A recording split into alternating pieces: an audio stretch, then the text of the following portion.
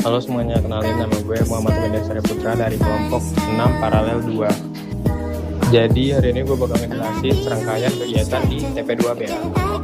Kegiatan yang pertama yaitu kultur mikroalga, yang mana prosedurnya sebagai berikut. Kita hari ini praktikum TP2BA. Ngapain ya? Kita mengkultur Chlorella vulgaris dan Spirulina latensi. Dan sekarang kita mau ngisi air. Pertama, prosedur kultur Chlorella vulgaris skala laboratorium, yaitu pertama kita mempersiapkan wadah botol kaca, kemudian bersihkan bagian botol menggunakan sikat, sabun cair, air mengalir hingga bersih. Kemudian dibilas dan dikeringkan. Kemudian masukkan 800 ml air tawar ke dalam botol kaca, masukkan aerasi ke dalam botol kaca. Ketiga, tambahkan 0,5 klorin per liter air, ambil klorin menggunakan pipet volumetrik, masukkan kembali aerasi, tunggu 30 menit. Yang keempat, tambahkan 0,4 ml tiosulfat per liter air, ambil tiosulfat menggunakan pipet volumetrik, dan masukkan kembali aerasi dan tunggu hingga 30 menit. Yang kelima, tambahkan 1 ml pupuk walna per liter air dan 0,1 ml vitamin mix per liter air menggunakan pipet volumetrik, dan masukkan kembali ke aerasi, tunggu 15 menit. Setelahnya, tambah 100 ml inokulan menggunakan gelas ukur, masukkan aerasi, letakkan di tempat yang terpapar cahaya lampu.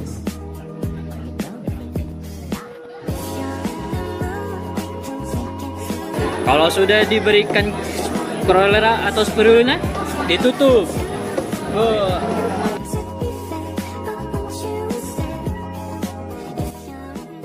Skala intermediate yang kami gunakan ialah dengan volume 10 liter. Berikut penjelasan prosedurnya.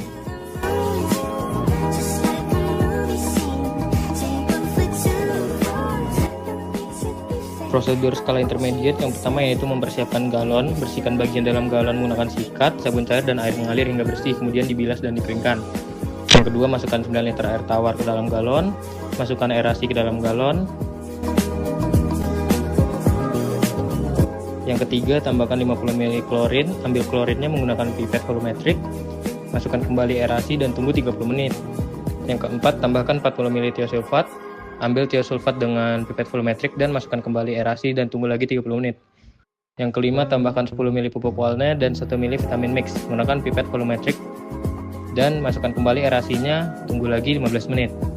Yang terakhir, tambahkan 1 liter inokulan spirulina dan chlorella menggunakan gelas ukur dan masukkan aerasi, letakkan di tempat yang terpapar cahaya lampu.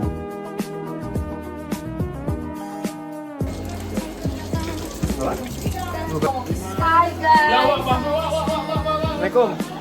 Jadi nih kita ini nih bersihin wadah nih, gokil nih. Nih tuh, udah buang nih, kita udah buang. Udah, gue mah nggak mau gue nyuci gini. Semangat ya. Masuk ke treatment nutrien. Wadah kultur yang digunakan berupa galon berkapasitas 15 liter yang terlebih dahulu dibersihkan dengan sabun cuci piring menggunakan sikat panjang hingga seluruh permukaannya bersih. Galon dikeringkan menggunakan lap atau tisu, lalu diisi dengan 9 liter air tawar.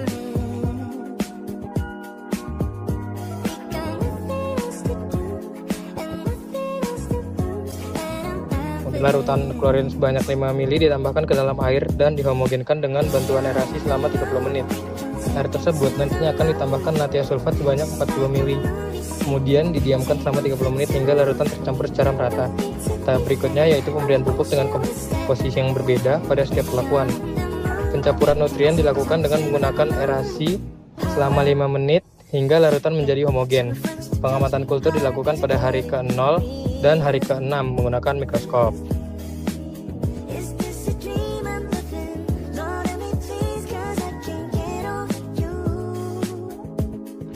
Selanjutnya, kultur ulva reticulata. Prosedur pada kultur ulva reticulata diawali dengan pencucian toples 2 liter, kemudian akan ditimbang bobotnya. Pergantian air dilakukan menyesuaikan dengan keadaan air yang ada.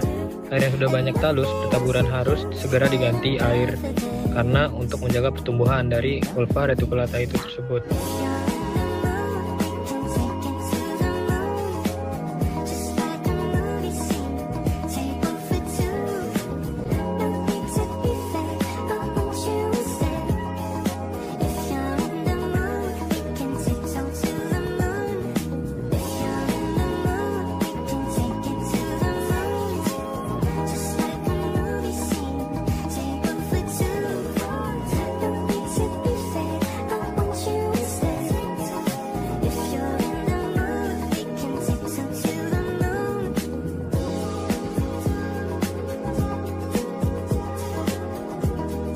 Metode kultur rotifera dilakukan pada dua skala volume, yaitu 1 liter dan 1,5 liter.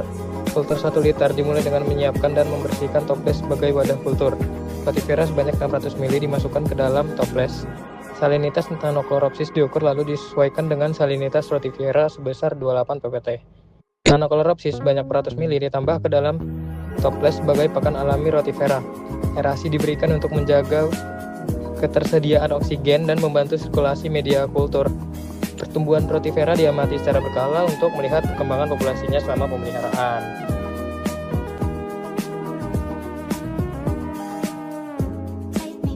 Kemudian masuk ke dekapsulasi artemia. Pertama, siapkan alat dan bahan. Jadi menggunakan larutan hipoklorit.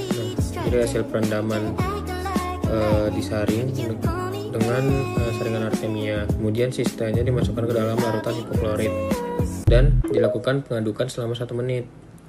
Proses perendaman dilanjutkan selama 10 menit sebelum sisanya kembali dipisahkan melalui penyaringan. Pembilasan juga dilakukan menggunakan air tawar, kemudian dilanjutkan dengan larutan natrium tiosulfat dan dibilas kembali menggunakan air tawar. Sisa selanjutnya dimasukkan ke dalam plastik penyimpanan dan ditambahkan air laut sebanyak 7 ml, dan setelah itu kemudian disimpan ke dalam freezer. Dan ini kemudian diberi label nama. Sekian. Setelah proses dekapsulasi, kista artemia dikultur dalam galon berisi 7 liter air tawar. Jadi media kultur diisi dengan garam, paprika, dan kunyit telur.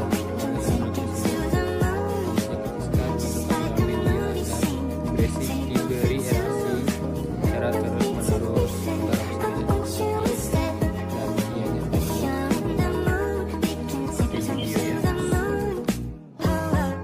Berikut hasil pengamatan artemia.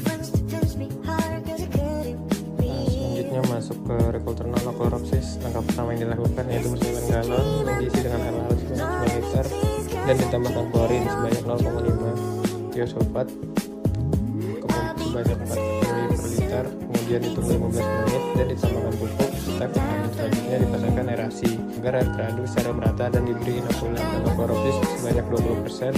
Jadi kita mau menambahkan inokulan. Inokulannya 6 liter, airnya 4. Kemudian dipasang aerasi dan dikultur ruang terbuka dan terkena cahaya matahari.